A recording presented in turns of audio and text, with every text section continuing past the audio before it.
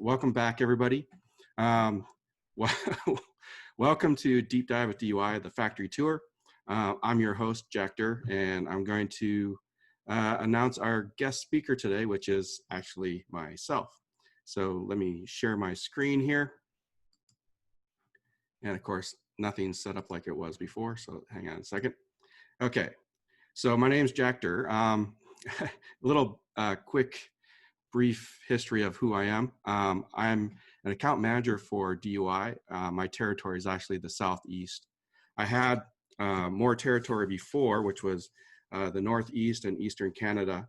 But since then, I've taken on some more tasks. And one of those tasks would be marketing. So I'm now in charge of marketing for DUI, which is a lot of work. So with that, a little bit more about myself. I come from a technology background, a creative technology background. Got into diving a little bit late compared to most people. Actually started in 2013. I dive quite a bit. I try to dive about four days a week, somewhere in that time frame. I try to get as many dives in as possible. So that photo is actually me getting my cave diving training. So I like cave diving, I like tech diving, and pretty much just diving anytime I can. So that's a little bit about me. And as I move on with some more of this presentation, let's get to what I prepared. So what I prepared is the factory tour today. So and you have to understand, this is my perspective of this factory tour. I'm sure that some of you may have been to the factory before. If you've taken the factory tour in the past 20 years, it will pretty much look the same. So with that, let's, where's my share screen? Let's get this tour going. So here we are at DUI when you're walking up to it. And the first thing you see is through these doors pass the best divers in the world. That sign's not quite correct because I work there now. So it's now the best diver in the world. Anyways, DUI has been in this building since 1972. DUI is actually founded in 1963 by Dick Long. And so, like I said, we've been in this building for a long time. And although the building's old and nothing's really changed, we do have proven methods to make a premium dry suit for everybody. So let's get this thing started with a DUI factory tour. Let's go inside.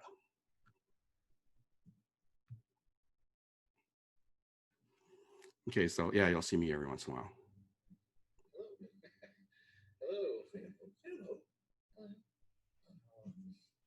Hello, John. Oh, yes. I've got lines. Oh, fine, I guess. But how did I get here? Well, let me show you. First, I'll need a drop of blood. Your blood. Right. Oh, John, that. Oops. Somehow we got the wrong tour in there. So that's Jurassic Park. But anyways, back to the correct tour.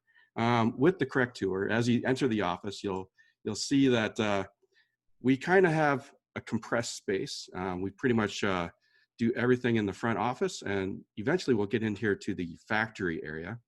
But you'll see that besides all the stuff around, we do have a lot of awards that are around the office, and we have old photos from like C-Lab, things from the history of DUI.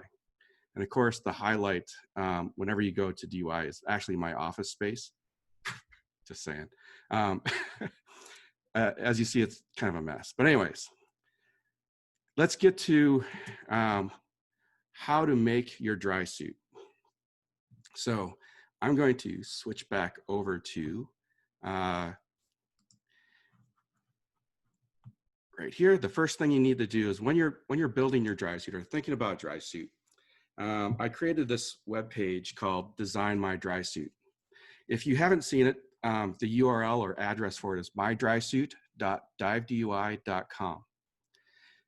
When you're trying to figure out what your dry suit's going to look like, of course, everyone goes, oh, I want a black dry suit because it's like my black wetsuit. I'm trying to emphasize that we've had custom dry suits for so many years at DUI with all sorts of colors. When you're at this web page, you now have the option. I don't have all the other different dry suits on here yet, but you do get to select whether you want a select suit or a signature suit. So it's going to give you kind of a basic price estimate of your different suits, whether you want the elite or pro pattern, or if you want the pro stripe. As you're going through, you can start selecting some of the different colors. And say, let's say you want a red tough duck overlay, and you want to go with, let's do something a little, okay, red piping. Then you want to see what that would look like with the pro pattern. The pro pattern, by the way, is where the colors actually go down the sleeve. And with the pro pattern, you can actually add, you know, some pro stripes. And those pro stripes, and we're going to start designing my third dry suit, or I call it Jack 3.0. So you can start designing my dry suit right here. So some other things that you can do is that people don't often forget about is they can actually go in and add a color on the knee overlays. Not everybody wants to go this flashy, but you can actually add knee overlays, butt overlays. I don't have the pockets option on here yet. We will, or I will get that up there someday. You can actually change out which boots you want, if you want to go with the TurboTex. And then it gives you a price estimate of what that would cost. So it's a good way to explore what you might want to build for your next dry suit or your first dry suit and see what it would kind of look like. Of course, the suit material itself will vary depending on which one you actually go with. Once you have that, you need to go to your local dealer. You could print out this web page and go, hey, I want my dry suit to look like this. From there, they will go to having these order forms. There's actually 4 of them right now. There's the basic, or actually our standard dry suit with all the options for that. And it's actually goes through the whole process, and you can actually order your undergarments. So it's pretty much a step-by-step process when you get there. So I have your standard suits, your premium suits, your public safety suits, and of course our CF200 suit, which is one of the one of the most durable dry suits out there. So once you go in to your dealership, you'll get measured. So the measuring process, I'm going to do a quick video of that so you can see what's involved with that. And switch back over to my video. And here I am in the office and I'm going to measure somebody. This is Jay, one of our account managers. This is actually sped up. Notice that he's in his street clothes. We want to measure people in their street clothes because as you go through this process, we're measuring you and we will do the calculation of how much larger the dry suit should be on you based on what undergarments you're going to wear. And as you can see, you go through this whole process. It does take some practice. SJ. So we get this whole thing measured out. We write down all of the measurements. Now, this is something that we've been doing from the day one. We've been measuring everybody's measurements, doing all the calculations of what it's supposed to be in the end. Of course, some of the places where it's hard to measure is the floor to crotch measurement. A lot of people get that one messed up, and also the armhole measurement. So you do have to practice, or at least go to a dive shop that recognizes how you should do these measurements. Okay, so once we get all these measurements done, the shoulder width, arm length, or spine the wrist, and then we go through and we ask, you know, how much do you weigh, you know, what your shoe size and stuff like that is. From there, now in the old days, we would actually go to right to something like this, where we have these paper patterns. these paper patterns, we had one for every single size out there. All these paper patterns would be your small, medium, large, all the way up to the different sizes. If someone ordered a custom dry suit, we'd start with that basic pattern, and then we'd modify it and cut a new paper pattern. We still have all these in stock, so we can actually go back in time if we really had to. And actually today, we still use some of those custom patterns for some of the socks or boots that we might make. So those are actually in one of our storage units. It's still being used. But today, what we do is we use a program called Tommy. Tommy is, actually, I don't know what Tommy stands for.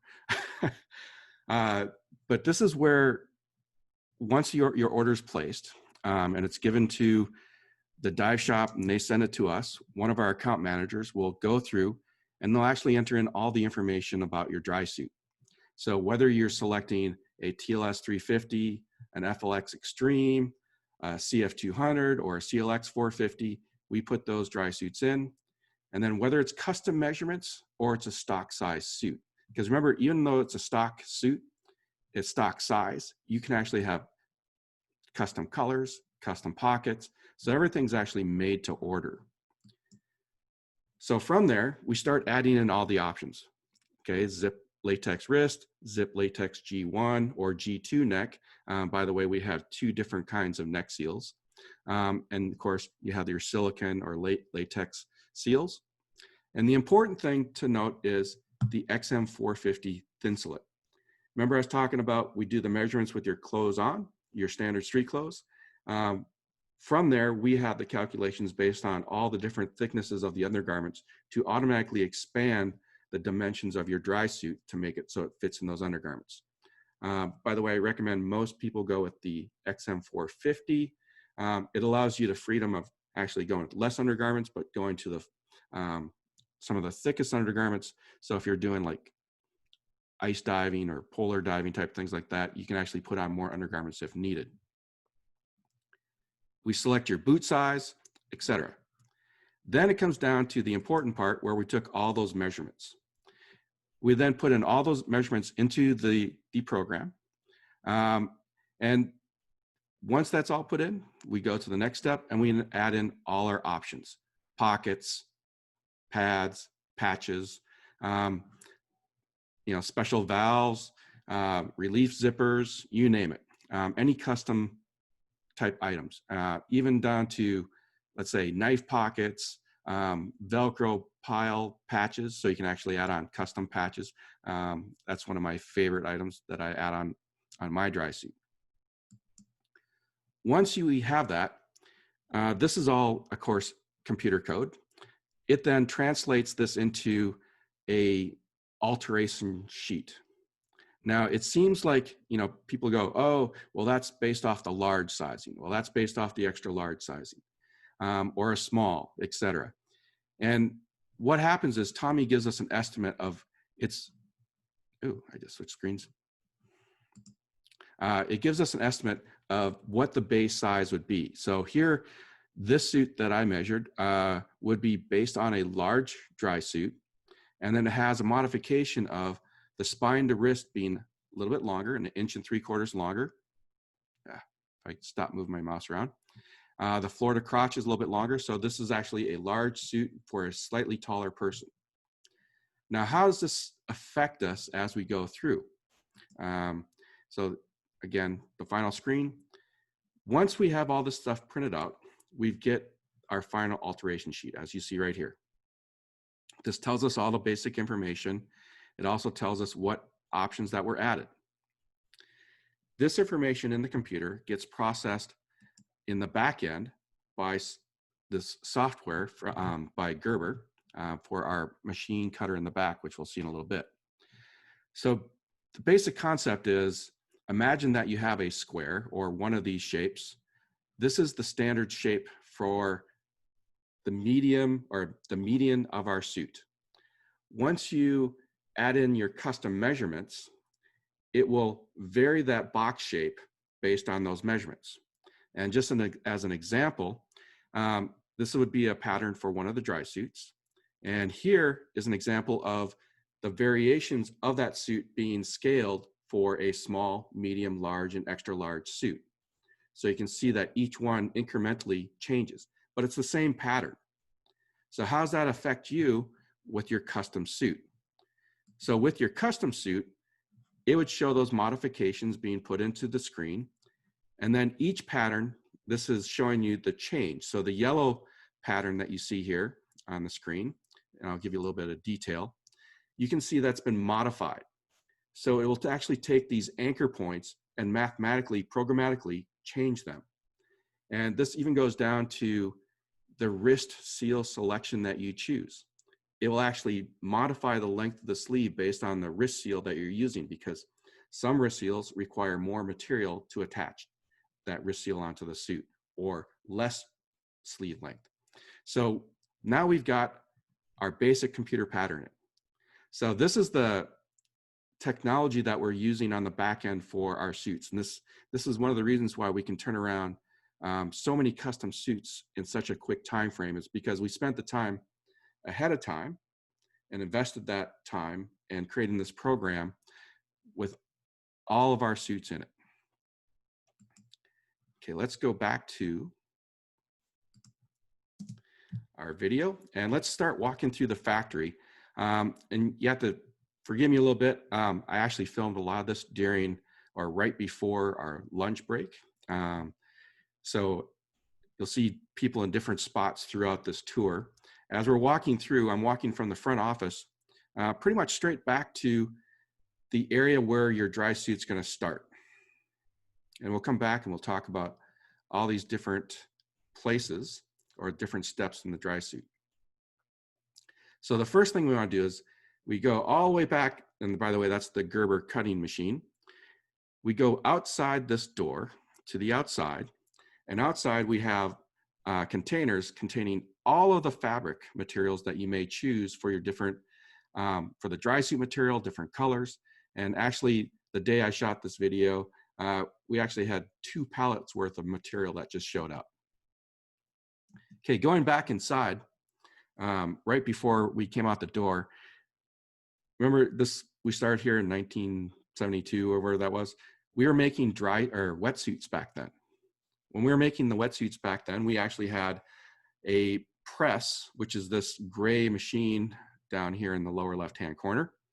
That machine, we would take some of these cutting templates and we would put neoprene there and put the stamp in there, and this would crush down on top of this, and this would cut out or stamp out all the neoprene parts that our wetsuits were made from.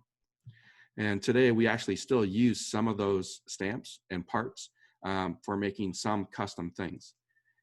Now you see the material that's chosen for a dry suit, or considering their overlay and their suit material. And we're gonna go to the Gerber machine, and I'm gonna turn on some sound so you can hear what this sounds like. So this machine now takes all those things that you saw on the computer screen before, and it goes through and it cuts precisely the pattern of that suit. We can actually stack multiple layers on here at a time. So if you actually have, if you want to order, like, let's say 5 dry suits identical to each other, we could cut all 5 of those dry suits at the exact same time. And what you see is the plastic is down on top of this because there's actually a huge vacuum. That's the noise that you're hearing. It's actually sucking the material down onto this platform so it doesn't move while the cutter goes back and forth and makes cuts. Then we're going to switch over here to the computer screen so you can see what's actually being cut. And then as it runs its space, this whole thing will shift actually forward or towards our camera. There we go. And then we'll start cutting the next section. So I'm going to switch over here to the computer screen so you can see what it's being cut on the screen as it's cutting. And it's actually quite noisy. So I actually have the sound turned down very low on this. When you're in here, this basically is the last high-tech part of making a dry suit at DUI. Obviously, this is actually a huge time saver because we've done all the customization of your pattern and cut it out in a very efficient manner. Now we take all of those items that we just did electronically and we go back to our standard time-proven method of building a dry suit. And that is, okay, I don't have this quite timed to my speaking. We go out and we'll go into the warehouse and we'll gather all the parts that were on that list that you decided to add to your dry suit. Pockets, pads, which boots, which socks, etc. And this all gets pulled from our warehouse and they get put into bags. Those bags now will go with the material for your suit, and it actually follows your suit around the factory now. So there's your Flex Extreme, your DUI patches. There's actually some old patches down the bottom too. I forgot to do that. So once we get back inside, we have a sorting table. This is actually one of the very important parts of the process because with so much customization, we have to make sure that we get all the right parts with each suit and where the placement is going to be.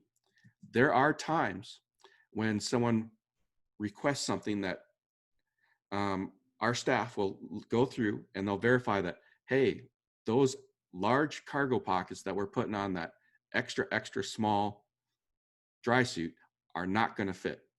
So they will make that determination. Then they'll contact one of the account managers and they will contact the customer and say, hey, maybe we should put smaller pockets on it or move the pockets up or put them in different places. So we gather all those parts. They go into bags that you saw on the shelf back over here. Oops, sorry. Then we get to choose which thread. There's a bunch of color threads that we can choose from. A lot of the original purpose for these color threads were to match the overlays of your different suits, so the thread wouldn't blend in. But of course, me being me, I wanted to add a bunch of style, and I said, hey, can we offer color thread? So now we actually have these panels that are at the dealers right now, where you can actually see the different color options that you can add to your suit and actually see what the piping looks like, what the color thread looks like, what the pockets, what the pads will look like, so you can actually physically see them versus pictures. Then we take and we have these sewing stations. These sewing stations, each one has a specific purpose. One station, for example, will just do sewing the overlay. Here I have a video showing showing the zipper and a zipper being put in. And as you can see, it's basically tailoring with a very sturdy, heavy-duty needle with a heavy-duty sewing machine.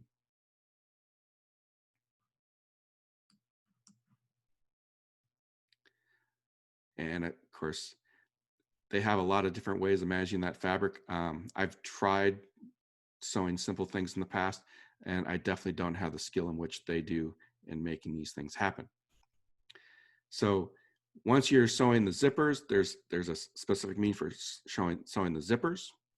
And then we have another machine that's specifically for sewing pads. And we'll switch over to that one. So here's someone sewing on Kevlar, or we now call them aramid fiber pads, because DuPont, that owns the rights to the name Kevlar, says we can't call them Kevlar pads, but we can call them aramid fiber pads made with Kevlar material. So the pads go on. We have other machines that are specially made for going in tight spaces, and you can see that there's a whole row of sewing machines. Then we go into assembling the different parts of the suit, and we do all this in the flats. So before the suits are assembled, the parts are sewn together in a basic format. They're laid out on tables, and we will attach the neck rings, different things that we can apply to the suit when it's flat. It's so much faster than working on it when it's a pre-built suit. So we build them as they're flats. And here you can see they're installing G1 neck rings at this point in time. And you'll see on some of the material as we go through that they're marked with different things. So here he's punching holes in the suit where the different valves are going to be placed. So it's either the inflation, the exhaust valve, this could have been P valves, etc. Now we move on to the next step, which is sealing the suit. Now, when you're sealing the suit, the suit is actually sealed with liquid urethane. And the liquid urethane that's put on is actually applied in different viscosities.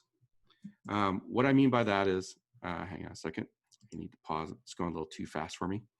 The different viscosities allow this liquid urethane to absorb into the material on the inside or bind to the surface.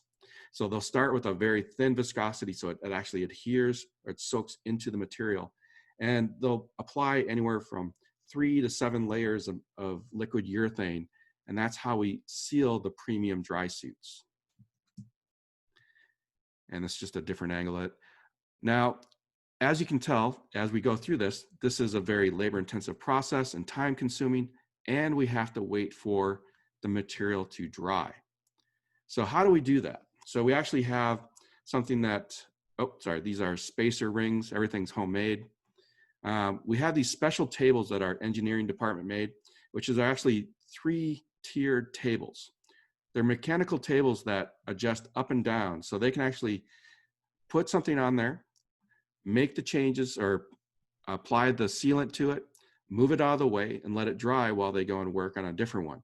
And this is how we keep the efficiency going in the factory.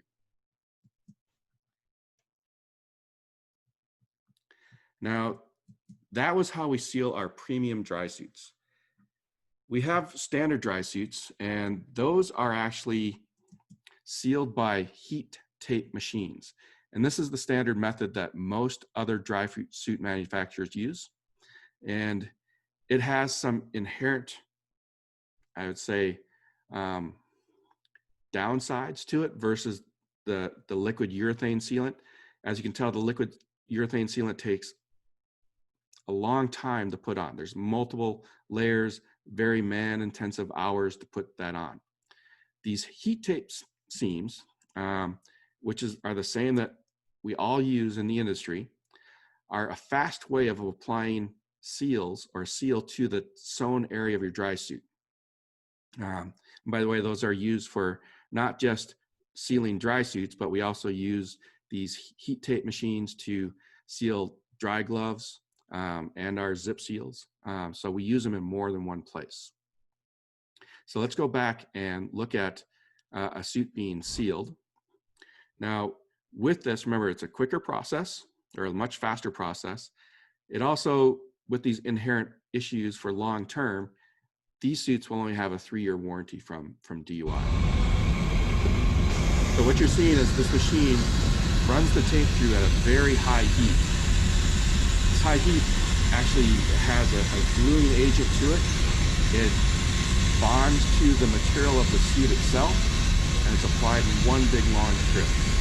And as you can see, the speed difference compared to the liquid urethane sealant, which is applied in multiple coats, here's just one shot, one time through the machine, and this applies a seal on the suit.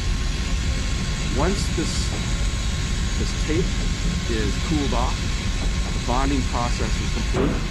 That is a completely sealed suit.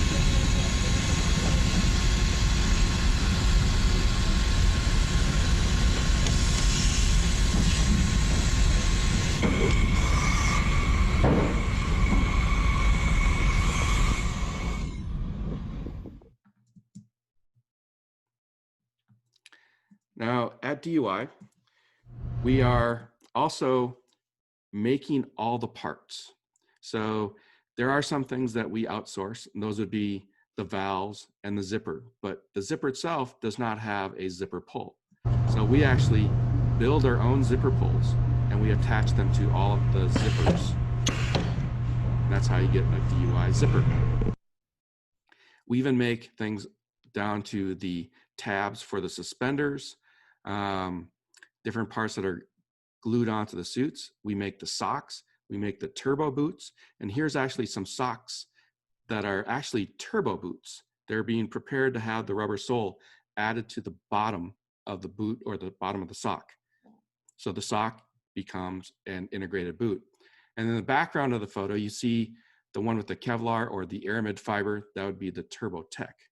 So basically the same thing, just another process of why our suits are completely custom made. So once the suit is fully assembled with all these different parts, they need to be tested. We have a test room, which actually contains 3 different tanks. This is actually kind of semi-located outside. It's not a locked building. So you'll see a little bit of graffiti here. I don't know where that came from. All the suits are inverted.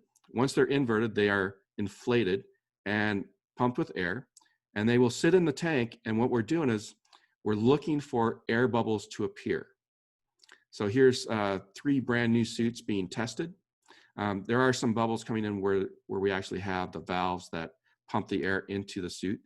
And we also make sure we don't put too much air into the suit itself. If you put too much air into the suit, you're overinflating it, kind of like you'd overinflate a balloon. And if you overinflate it, you're actually causing harm to the suit, and it'll actually start breaking the seams away. So here's an example. I just want to point out right in the middle of the screen. These are artifacts from the suit being put in the water. But if there are leaks in the suit, we'd see active bubbles accumulating in the spot. So we'd actually see them rising from the suit and collecting onto this plexiglass area. Now, we test everything. Here, we even test the dry gloves. Make sure they're not leaking. Some other things around the outside of DUI in the process of making things. We have this oven. This oven is actually used for processing the final step of our silicone zip seals. The silicone zip seals, when they come raw, are very sticky, and we actually apply a spray coating to them and then bake this onto them. Now, one of the highlights of the DUI tour, if you were on site, is going to see our crusher. The crusher needs some paint, so ignore its kind of Dalmatian look right now. These crushers came from the Navy. What happens is we take our neoprene material that we make our CF200 from. These go into these tubes and get compressed under high compression, which actually crushes all the air bubbles out of the dry suit material, and that remains goes from 3 millimeters down to 1 millimeter. So there's no air bubbles in there. And the reason why this is important is if you imagine, I don't know if you can see my little tiny screen, you have 2 pieces of neoprene next to each other. Every time you dive, what happens when you go down to depth? Air compresses. So your dry suit material, in this case, could be neoprene. All those air bubbles are crushing each time you go down, and every time you come back to the surface, they're expanding. Compressing, expanding, compressing, expanding. So this process removes all those air bubbles. So as you're going up and down, you're not making the material expand and contract.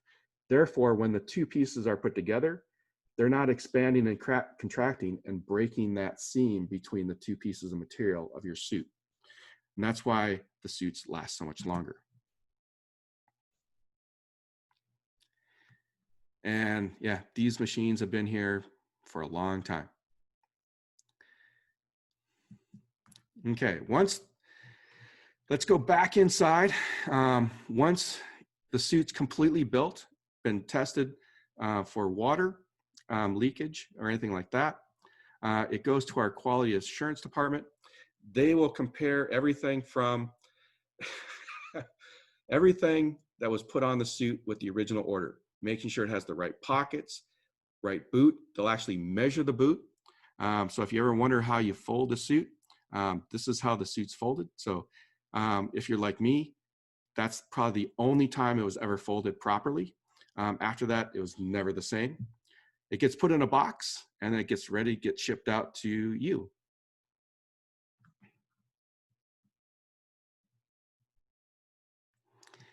So there's a lot of people that work at DUI. Now, I was talking about our engineering department. There's actually quite a few people. They're now kind of stuffed in the back office here, and see they're working really hard, or goofing off because I'm walking around with the camera this day. But things that they're working on. As a quick glimpse, didn't want to give too much of it. We were working on some electronic heated undergarments. So with that, we also have this really cool machine. I couldn't find the video of it running. It actually lays down the heated coils from a computer pattern, and it stitches the coils onto the gloves. In this case, that was on the pattern. That's how we make our heated undergarments. Another thing that our engineering department would be working with is one of these. This allows us to put our electronics under extreme pressures to see where its failure point is. So it could be under extreme pressure just to see where that's going to break down. And this is one of those another pieces of equipment that you just, as you're wandering around, you go, wow, what's that? So that was used to test our blue heat system.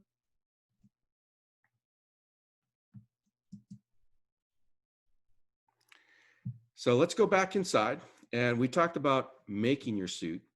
Now, another part of the factory is I'm going to take a walk. I'm walking back towards our front office, and I'm going to take a right turn here. And by the way, everyone's pretty much getting ready or taking their break. So that's me walking around during their break time, trying not to interfere with them working.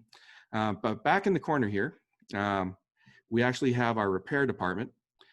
And the repair department will work on dry suits from recreational, public safety, military, commercial divers, and not just DUI suits, but any manufacturer of those dry suits. So those suits will come in, and the first thing they have to do is get tested. So we're going to go back out to the tanks, and here's an example of one of the suits leaking, and this one's leaking by one of the valves. And you can see this is where I was talking about the bubbles coming up. And they're all held underwater by these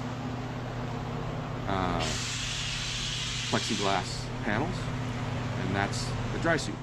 Now it's completely soaked. So when you have a completely soaked dry suit, you can't work on it.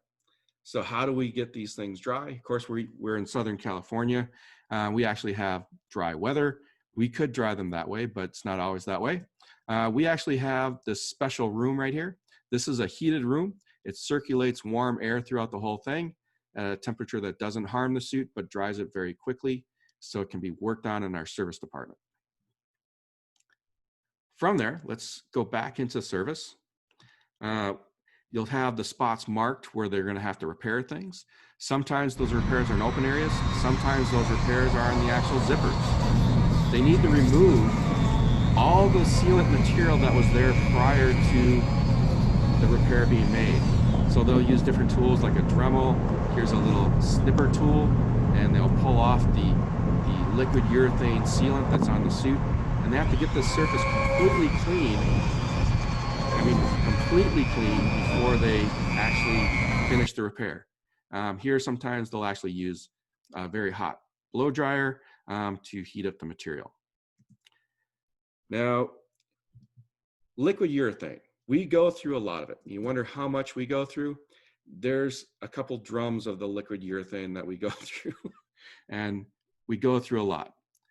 This liquid urethane also does create a lot of fumes in the factory. So we installed these massive fans that circulates the air very efficiently and very fast throughout the whole factory, because we got to make sure that we keep our people protected from these fumes.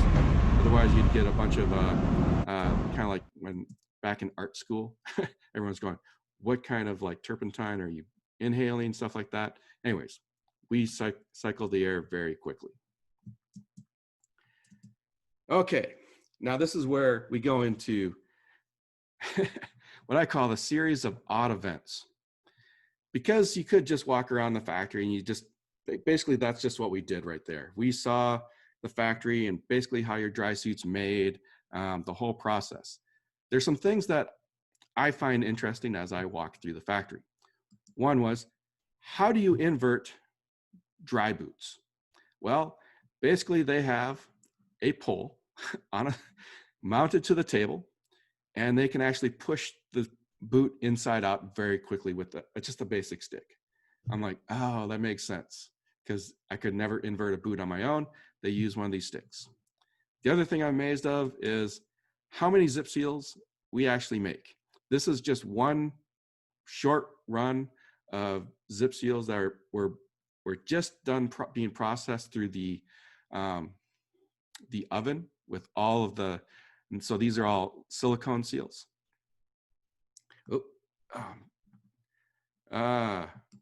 Okay. Now, remember I was talking, sorry, I just flashed all those screens. I was talking about DUI used to make wetsuits. Well, digging through the back warehouse, which we had to do, we found some of these old wetsuits. So here we have Warren Schaefer, our account manager who handles all of the international sales for DUI, sporting one of the early DUI wetsuits. And this is Dick Long in the orange suit, getting a chuckle seeing Orrin wear one of these suits walking around in the office. So you have to understand that, yes, we're a company and we build these suits. We go out and dive. We're all divers, but we also have a good time around the office. Now, talking about multiple jobs. So here is our office production manager, or what do you call it? And this is Charles Schultz. He is our model for the day, putting on one of our prototype undergarments for the future. And so we all step in, we'll do different things. You know, I'll work on the website. I'll go back and I'll put together a harness. I'll go, you know, help with shipping. We all kind of chip in and get things done. And then as you're walking around, you find some other weird, odd things that will just kind of startle you. And one is, you may find what looks like an alien. This is back in the test tank. Here you can see one of the seals all blown up, kind of looks like an alien. Anyways, I just thought that was interesting, so I'd take these photos. I got tons of them. And then you see some other odd things like Jay. Jay is sitting in one of the test tanks doing an old-fashioned test of a suit. So basically just like sitting in the tub. Jay is our account manager for the Midwest, doing his part and sitting in the tank for a half an hour. I know, slacking, taking a break, I don't know, but he's actually working, doing a test to see where the leaks are. Now, sometimes, you know, I work long hours. Some of us work long hours, longer than others. And as you wander through the building, especially after a trade show or something comes back from a trade show, you may get surprised by something like this. In the dark, it can be a little startling when you turn the corner and there's a mannequin wrapped up in shrink wrap.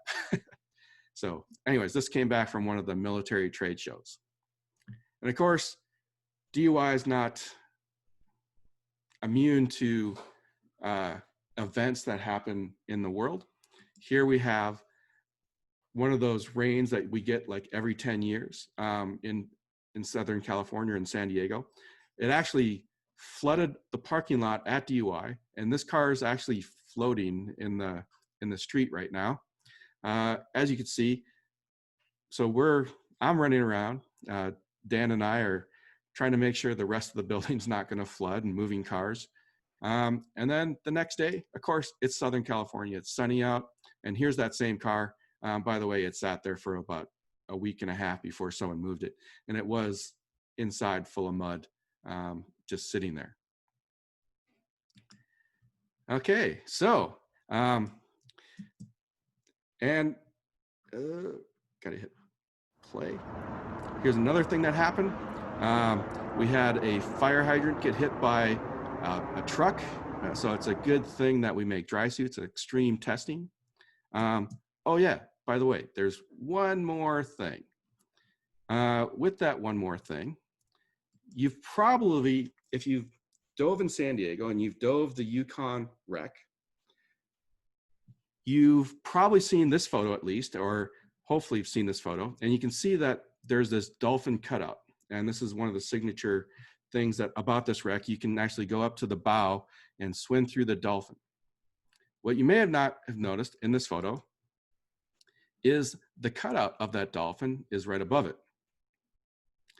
With this dolphin, this was actually painted, and it was painted by,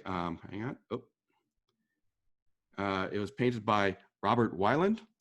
He's the famous muralist who painted all the whale murals.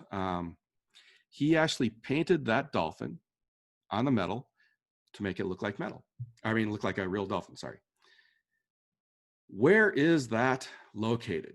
So in my wandering through DUI, I found where that dolphin is. If you are inside the facility and you go up on top of the bathroom, this is that painted dolphin. It's sitting up there. It weighs a lot. It hasn't come down. I keep asking, can we put that up somewhere?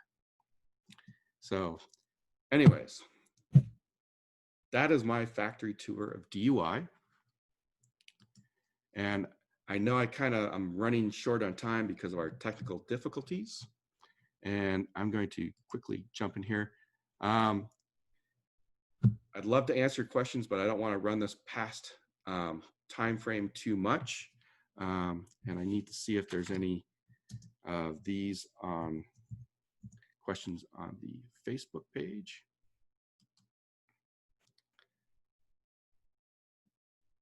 So if you have any questions, sorry, you guess I forgot to mention that at the beginning. On the first version of our presentation, I said, please post any questions that you have in the chat window, and I'll try to answer them. So first question is, can a hole in a wrist seal be fixed? A latex seal, you kind of have a little bit of a fix, but it's not a long-term fix. And that's one of the reasons why we made zip seals. It allows the user to swap them out and put in your own brand new zip seals. So you can continue diving. You don't have to send your dry suit in someplace to have it repaired. So another question is, can we add pads once the suit is built? Yes, we can add the pads once it's built. It's not as quick of a process because I was talking about some of those special sewing machines.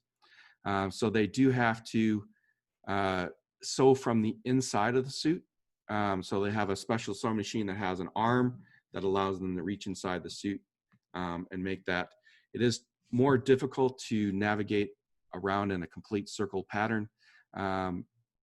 If you're going to put pads and do those kinds of things, I would recommend you do it at the beginning when the suit's made. It's actually more cost efficient for you in the end.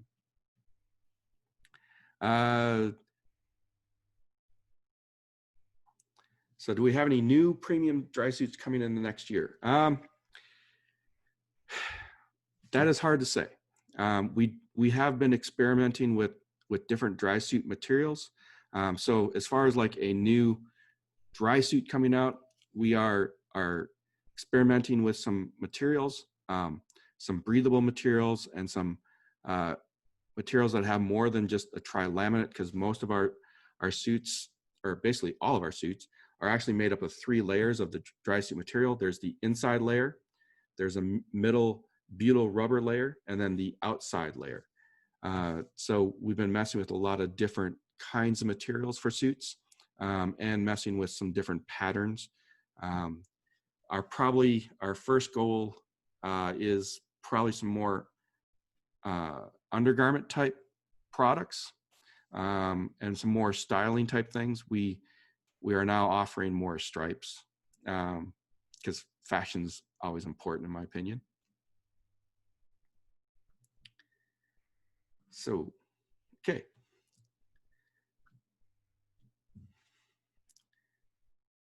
And so with that, I'd just like to also, while I have a few moments here, is to remind you guys about next month and some presentations coming up.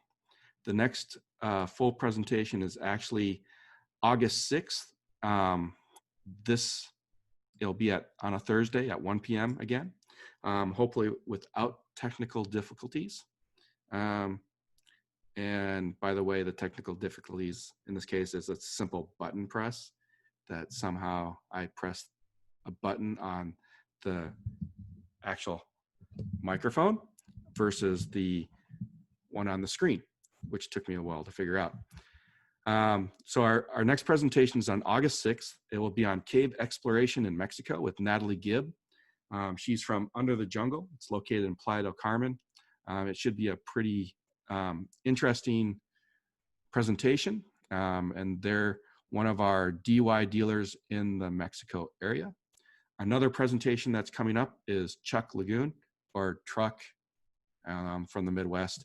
I don't know how to say these things, but anyways, with all the shipwrecks, that will be an interesting presentation. We also have the Tilly Foster Mine. And then eventually we'll have the Woodville Karst Plain Project. So some of these are names you might have heard from in the past.